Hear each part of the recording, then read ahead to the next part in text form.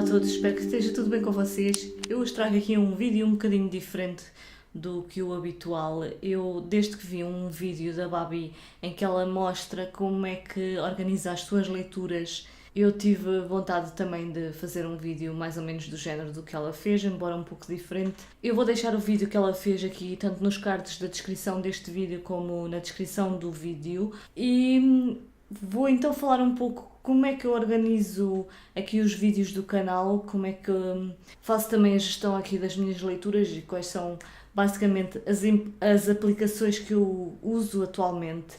Eu já usei bastante o Bullet Journal durante mais de um ano, cerca de um ano e meio mais ou menos, mas aos poucos também me fui fartando um pouco do trabalho que aquilo dava, ter que fazer todas aquelas tabelas semanais e fazer todos esses apontamentos à mão. E atualmente eu arranjei um sistema em que uso basicamente aplicações que facilmente consulto no telemóvel e inclusive o Evernote, por exemplo, e o calendário dá para também sincronizar aqui no computador, o que dá bastante jeito. Então basicamente tudo aquilo que eu usava no Bullet Journal eu transferi para algumas aplicações e implementei um sistema praticamente 100% digital e que eu vou mostrar um pouco como é que eu tenho feito ultimamente. Então, para as tarefas diárias, tanto pessoais como a nível do canal, aquilo que eu tenho que fazer diariamente, inclusive tarefas recorrentes que são feitas diariamente ou semanalmente, eu tenho usado a aplicação do Wunderlist, que é uma aplicação que instalei no telemóvel. E é uma aplicação que dá muito jeito porque dá para agendar cada uma das tarefas e inclusive fazê-las repetir diariamente ou de 2 ou de 3 em 3 dias conforme aquilo que eu necessito, e depois a própria aplicação vai organizar-me, vai mostrar-me todas as tarefas que eu planeei para aquele dia ou mesmo para a semana, para esse dia e para os dias seguintes, o que dá muito jeito para ter assim uma visualização do conjunto de tarefas que eu tenho a fazer. Inclusive em cada uma das tarefas dá para criar subtarefas, ou seja, dá para colocar todas as tarefas que eu preciso de fazer para concluir aquele projeto. Depois, em termos de calendarização, eu uso mesmo o calendário da Google, que dá para sincronizar também tanto no telemóvel como no computador, e assim é muito mais fácil gerir os imprevistos, porque inicialmente quando eu fazia no Bullet Journal tinha um inconveniente depois de ter que estar a apagar aquilo que tinha planeado, porque entretanto surgem imprevistos na nossa vida e nós queremos alterar aquilo que tínhamos planeado inicialmente, e ali no calendário basta colocar a planificação dos vídeos que eu quero fazer em determinado dia, mas depois se eventualmente eu não conseguir fazer esse vídeo para essa semana ou para esse dia, também facilmente faço ali as alterações e não há qualquer problema nisso. Depois, quando eu quero implementar hábitos e quero controlar se estou a ter sucesso na implementação desses hábitos, tenho usado a aplicação que se chama precisamente Hábitos, que também é muito fácil de usar e é muito mais fácil de gerir. A todo momento nós pegamos no telemóvel e registamos se fizemos aquele hábito nesse dia ou não. Depois, para metas de leituras, gosto de usar também a aplicação das minhas leituras em que eu planeio pelo número de páginas e o dia em que quero mais ou menos terminar aquele livro.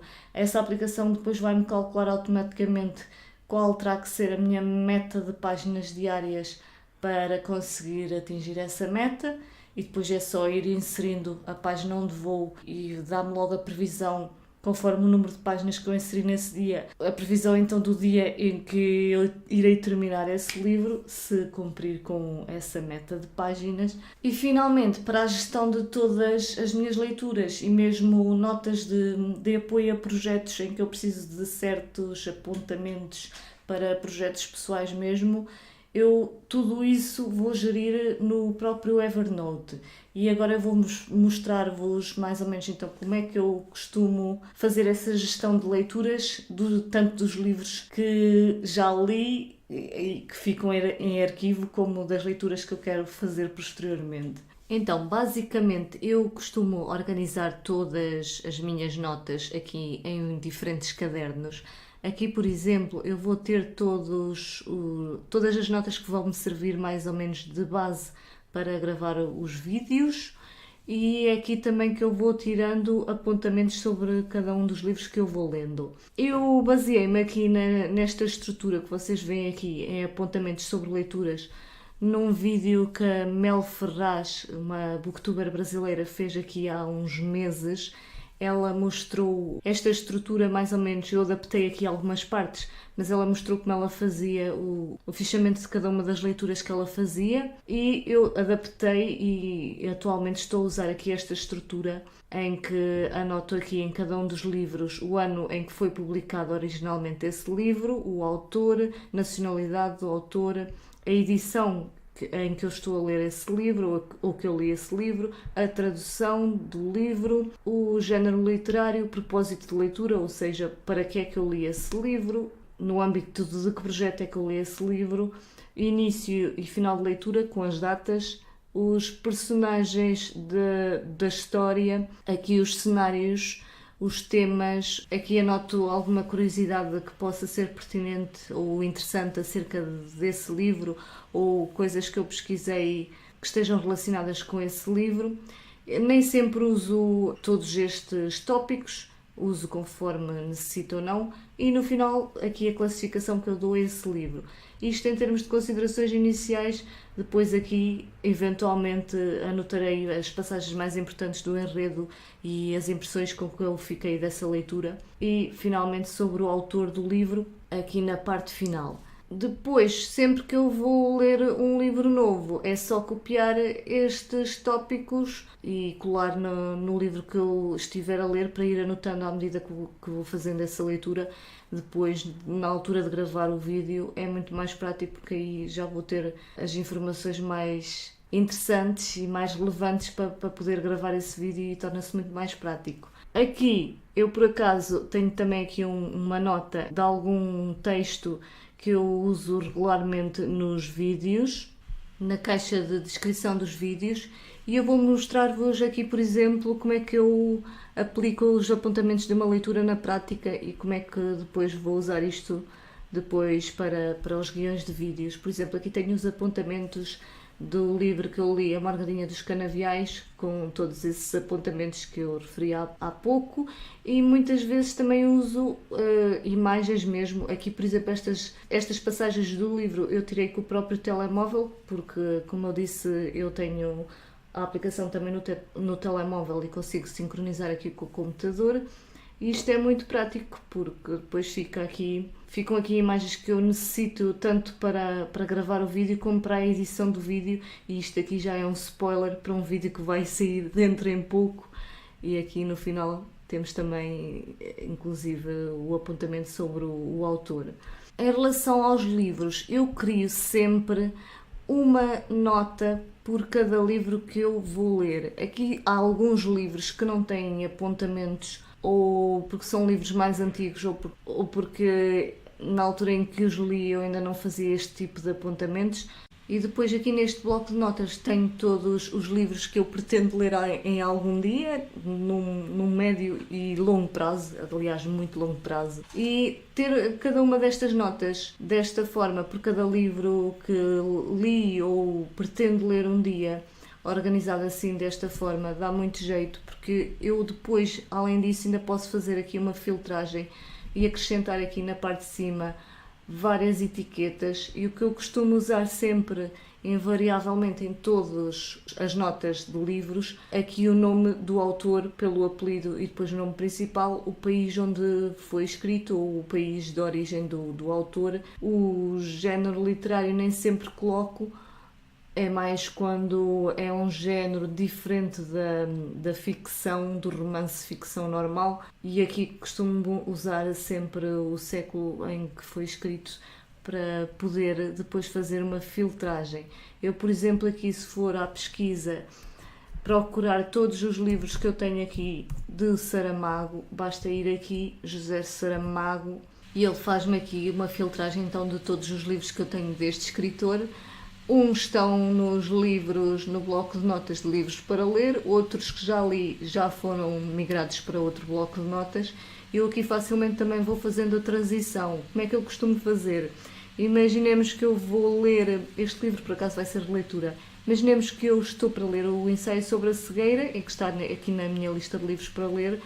No momento em que eu começo a ler, eu vou mover esta nota para o bloco de notas dos guiões de vídeos, que é para, durante a leitura, depois ir fazendo os apontamentos, os tais apontamentos sobre a leitura, e no final, depois de ter gravado o vídeo e depois de estar tudo certo, vou migrar novamente este livro, desta vez para o bloco de notas, livros lidos, e facilmente faço a transição entre blocos de notas dessa nota em questão.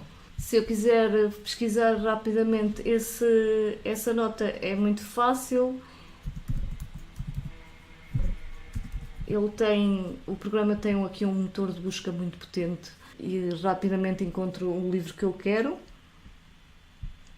E portanto vamos voltar aqui a colocar onde este livro deve estar neste momento.